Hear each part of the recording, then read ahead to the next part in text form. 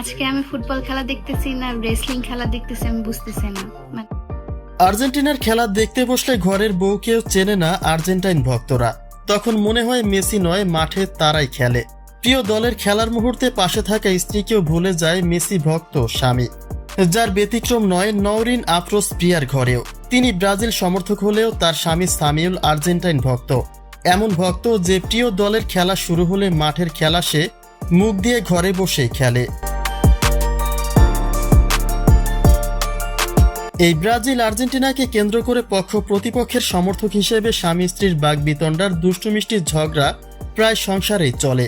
বলতে গেলে বিশ্বকাপ ফুটবল শুধু মাঠেই নয়, বহু দম্পতির ঘরেও চলে।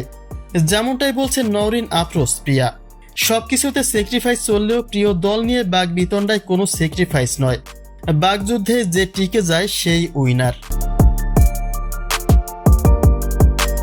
সর্বশেষ ইংল্যান্ডকে হারিয়ে ফাইনালে পৌঁছে গেছে মেসির আর্জেন্টিনা। তারা এখন শিরোপার স্বপ্ন দেখছেন। ফাইনালে তারা স্পেনের বিপক্ষে মাঠে নামবেন আগামী 20 তারিখ মঙ্গলবার রাত 1টায়। আর সেই আমেজে চরম উত্তেজনা বিরাজ করছে আর্জেন্টাইন ফ্যানদের মাঝে। একে তো ব্রাজিল হারার পরে সমর্থকেরা এমনিতেই এক পর্যায়ে প্রতিপক্ষের কাছে নির্যাতিত, আর তার উপরে আর্জেন্টিনার ফাইনাল খেলা যেন আরও বেশি ট্রোলের মুখে ফেলেছে ব্রাজিল সমর্থকদের।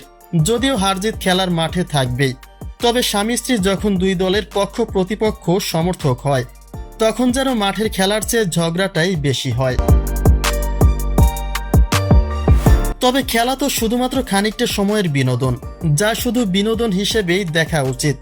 যদিও নওরিনের ঘরে এই পক্ষ প্রতিপক্ষ নিয়ে সিরিয়াস কোনো দ্বন্দ্ব ফাসাদ চলে না, তারা এই বিষয়টিকে মানিয়ে নেয়। কিন্তু এই খেলাকে কেন্দ্র করে দেশের বিভিন্ন জায়গায় বড় ধরনের সংঘাতের খবরও শোনা যায়। পক্ষ প্রতিপক্ষ হিসেবে প্রেমিক প্রেমিকার ব্রেকআপ হতে স্বামী স্ত্রীর মাঝেও সেপারেশনের খবর শোনা যাচ্ছে। অতএব খেলাকে শুধু বিনোদন হিসেবেই নেওয়া উচিত, না হলে সেই ভুলের মাসুল চরমভাবে গুনতে হবে অতি উৎসাহিত ফুটবল প্রেমীদের ব্যক্তি জীবনে।